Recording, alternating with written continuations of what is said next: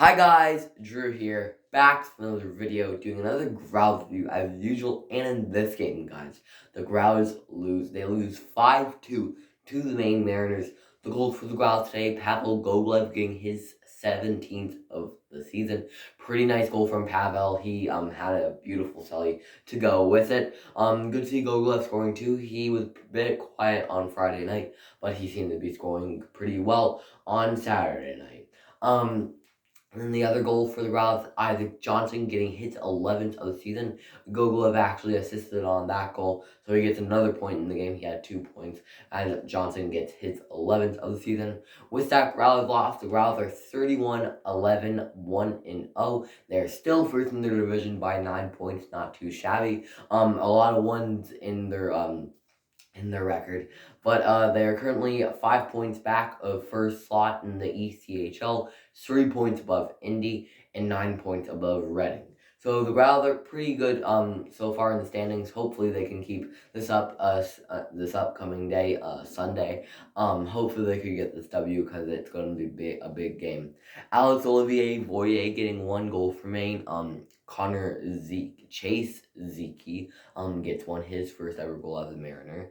Reed Stephenson getting 1 as well. It was short-handed, which kind of sucks. And then Matthew Santos getting 2 for Maine as well. Maine's currently third in their division, in the Growls division, I gotta say. So if the season ended today, Maine would play Reading, just like last season, and the Growls would play Worcester. I think that would be a pretty nice series. See the Growls play Worcester. Tikkanen would probably end up being the starter. It would be a big battle between Tikkanen and McKay or Cavlin. Well, we would have to wonder and wait and see. Cavlin was in net for the Growlers last night. He had a rough game, I gotta say. So at the beginning of the season, Cavlin was unbelievable. McKay was okay. McKay seemed to struggle like the first 2 months of the season when Cavlin was lights out. So they put Cavlin as a starter. But since the Cincinnati weekend, maybe even Worcester Adirondack weekend, McKay's been playing unbelievable, and Cavlin seems to be struggling a little bit. So maybe McKay will end up being the starter now, halfway through the season, maybe in the playoffs. We'll have to wait and see what happens. There was one play Cavlin made last night where he just shot it, tried to shoot it down, while he was playing the puck, but Matthew Santos caught it out of midair, by the blue line, and he ended up getting one of those goals. It was assisted by Cavlin pretty much.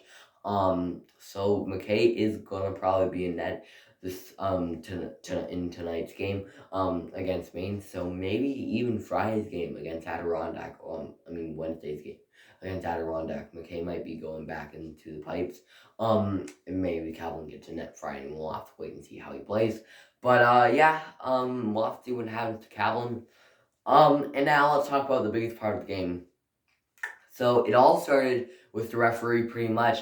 Orin Centavio was going down into the corner with Connor Doherty. They were both tangled up with each other, and Doherty knocked off Centavio's helmet. Centavio went flying down on the ice. And then it just had a whole-on racket. Skirving ended up beating the dimes out of Connor Doherty. And Doherty just went down. So did Martinet. Martinet got tackled by Santos, I believe. And they just all went to the penalty box. It was 2 guys for the Growls, I believe. It's Martinet and Skirving. And Skirving got a 2-minute penalty. I don't know why that was called.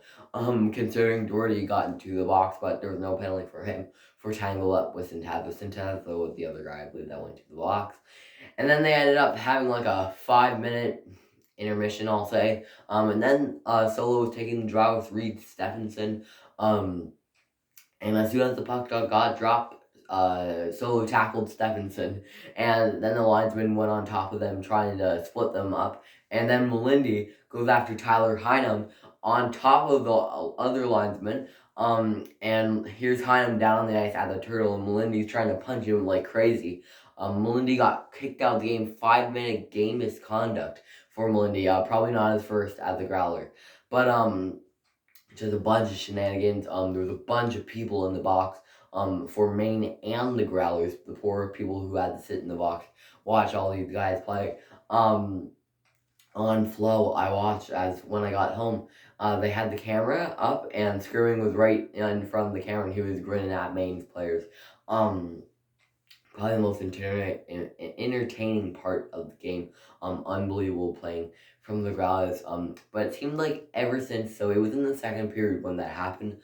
Everything before, it was entertaining hockey.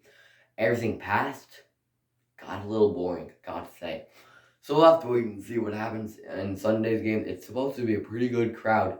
Probably about 5,000 people going to the game. It's in our GNL night, I forgot to mention. Last night's game, it was military appreciation night, I believe. And the Growls were wearing their alternate jerseys, and I gotta say, they look pretty nice. When they first came out, I was like, maybe a 7 out of 10. Now I gotta give it like a solid 10 out of 10, maybe a 9.5. A little biased, but definitely it looks really, really nice.